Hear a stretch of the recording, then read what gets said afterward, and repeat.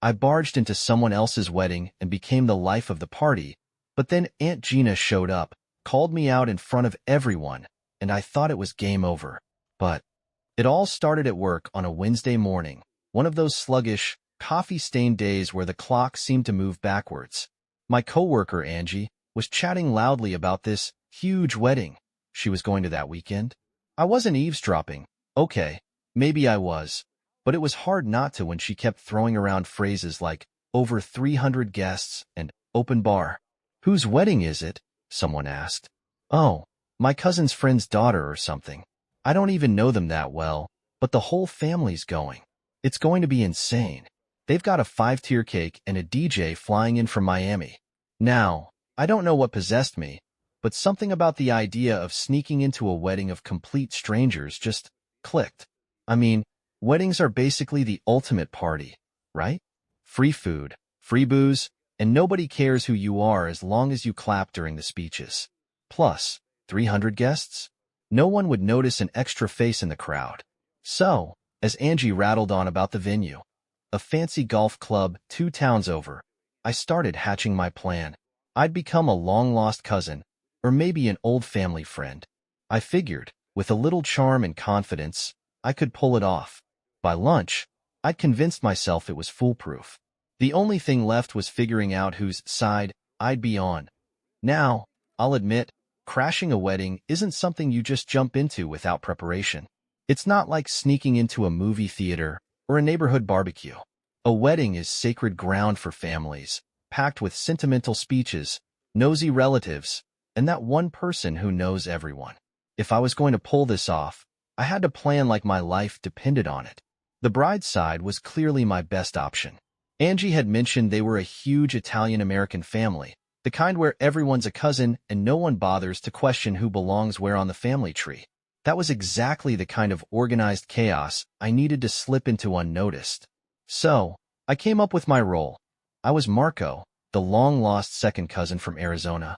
My dad was supposedly the son of Aunt Teresa's cousin, and we'd lost touch after moving out west. I hadn't been back in years, but here I was, eager to reconnect with the family. Simple, believable, foolproof. But to sell the story, I had to look the part. Weddings, especially big ones like this, aren't casual affairs. So, I stared into my closet, hoping I'd magically find something wedding appropriate. Spoiler alert, I didn't. My wardrobe consisted of faded jeans, t-shirts with bad puns, and one wrinkled button-down I hadn't worn since a job interview 3 years ago. None of that was going to cut it. That night, I headed to the mall and let myself go all in. I splurged on a navy blue suit that felt expensive even though it was on clearance, a sleek tie that screamed, "I belong here," and a pair of shiny black dress shoes so stiff they felt like they were made out of concrete. When I tried the outfit on at home, I stood in front of the mirror and thought, this guy could definitely be someone's cousin. But looking the part wasn't enough. I needed to be ready for the questions, the small talk, the hugs from people I'd supposedly known forever. I spent Friday night pacing around my apartment, rehearsing lines like I was auditioning for a reality TV show. Oh my gosh, it's been so long since I've seen everyone. I can't believe how much you've grown. Last time I saw you, you were what, 7? Remind me, what's your name again? I'm terrible with names. I even practiced my escape lines for tricky situations. If someone got too specific, I'd just throw out, moving out west was such a whirlwind. My dad always talked about coming back for family events, but it never worked out. I'm so glad I finally made it to this one. People love a good sentimental story, and I was banking on that to shut down any nosy questions. Then it hit me. No one shows up to a wedding empty-handed. That's a red flag. So, I drove to the nearest grocery store, grabbed a card with fancy gold lettering that said, "Wishing you a lifetime of love," and wrote a vague but heartfelt message inside. So proud of you both. Love, Cousin Marco. I even slid $40 in cash into the envelope, because nothing says, I'm totally legit, like a thoughtful gift. By the time I finished getting everything together, I felt like a secret agent preparing for a mission. I had the suit, the backstory, and a solid plan for blending in. I just had to walk in there, act like I belonged, and not overthink it. As I went to bed that night, I couldn't help but grin. Tomorrow, I wasn't just crashing a wedding. I was becoming family. Saturday came, and I was a mix of nerves and excitement. I kept reminding myself of one golden rule: confidence is everything. If I walked in there like I owned the place, no one would bat an eye. So, I hopped into my old Corolla, suit freshly pressed, and drove out to the golf club where the wedding was being held. The venue was a sprawling estate surrounded by perfectly manicured lawns, the kind of place that screamed, "We spent the entire budget here, and we don't regret it." When I pulled into the parking lot, I immediately felt out of place. All around me were sleek SUVs, shiny BMWs, and luxury sedans. My dented Corolla looked like it had stumbled in by mistake. I parked in the farthest corner of the lot, hoping nobody would notice my car, and made my way toward the entrance. The moment I walked through the doors, I was hit with a wave of chatter and laughter, glasses clinking, and the smell of expensive food. The place was massive, with a vaulted ceiling and chandeliers so bright they could have lit up a football field. Tables were covered in white linens with elaborate flower arrangements in the center, and guests were milling around, all dressed to the nines. It was like walking into a scene from a movie. I took a deep breath and reminded myself of the plan. Nobody was expecting me, but with 300 people on the guest list, nobody would not be expecting me either. That was the beauty of a wedding this size. People assume you belong as long as you act like it. I spotted a group of older women chatting near the entrance, all wearing fancy dresses and chunky jewelry.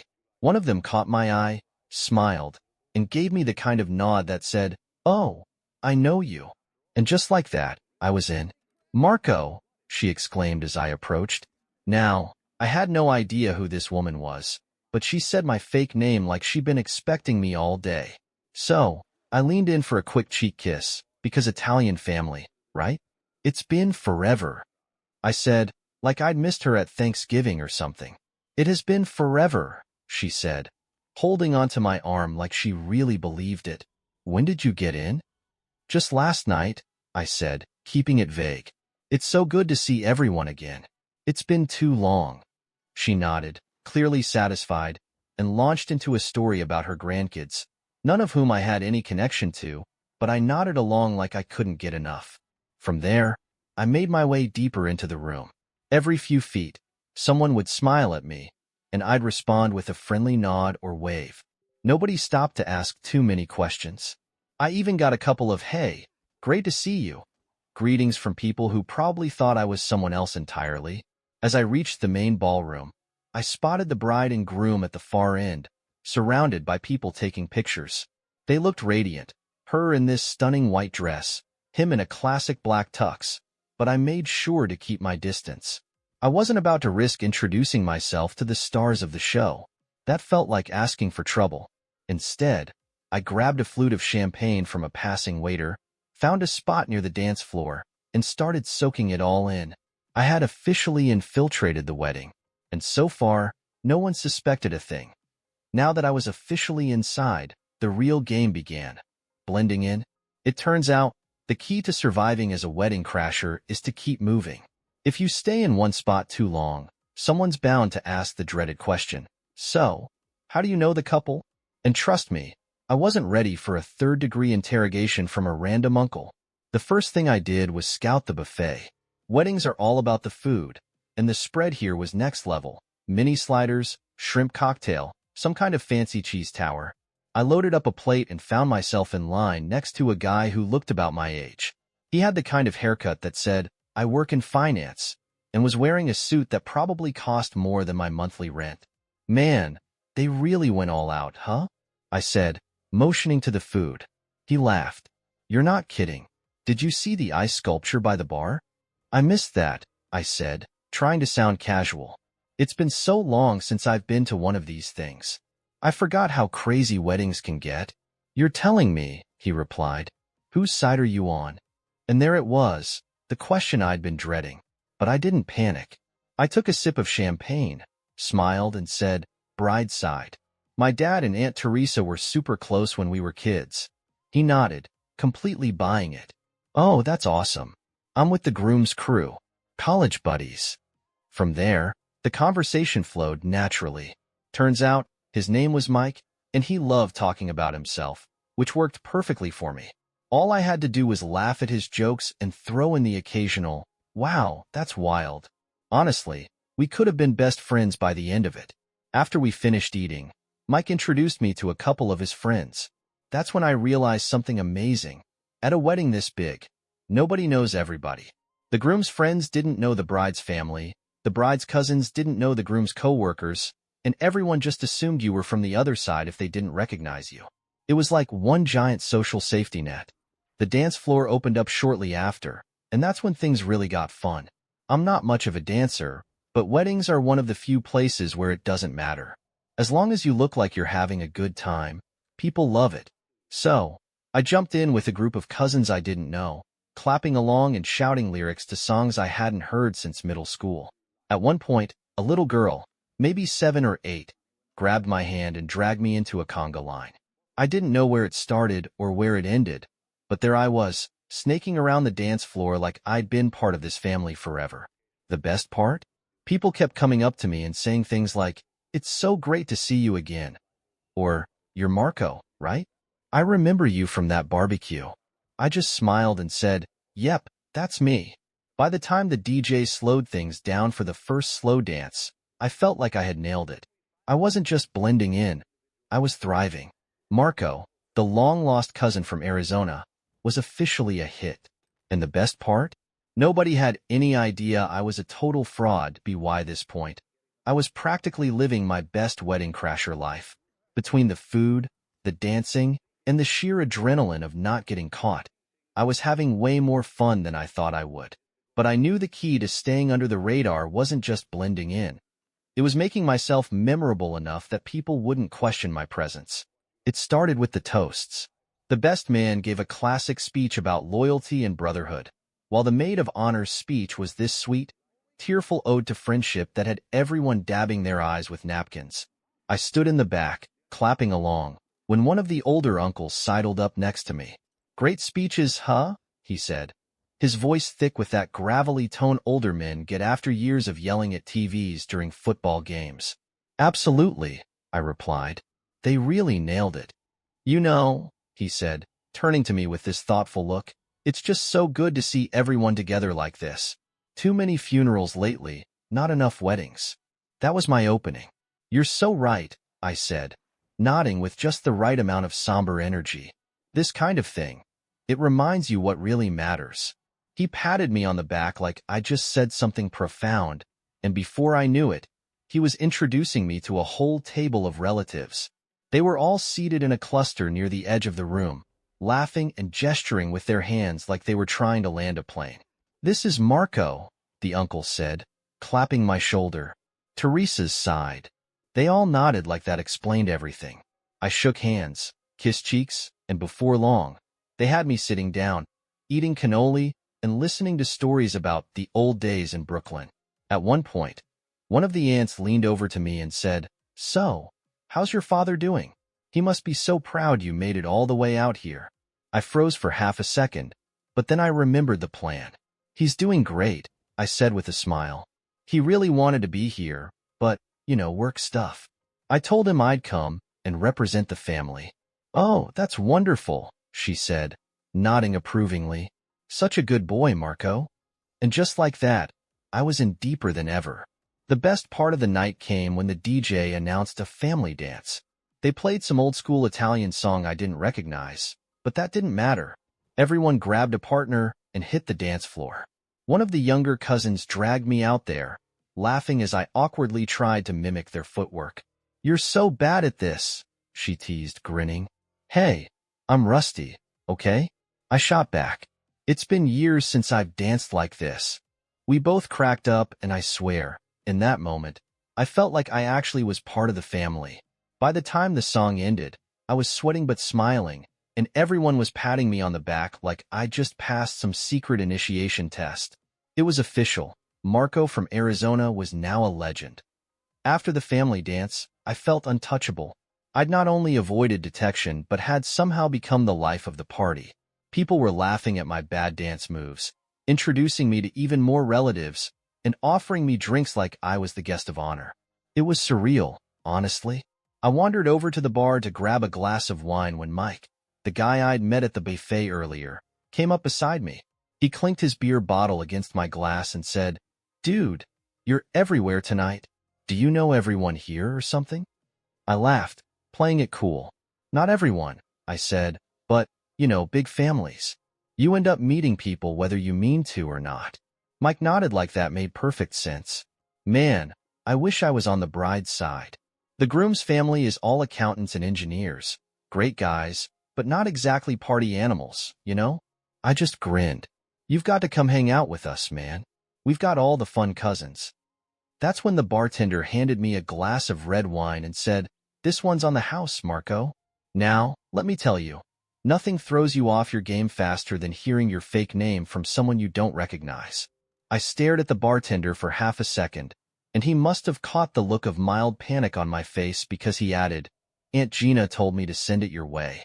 Said you're one of the good ones." Aunt Gina? I had no idea who Aunt Gina was, but apparently she thought I was a good one. And that was all I needed to keep this train rolling.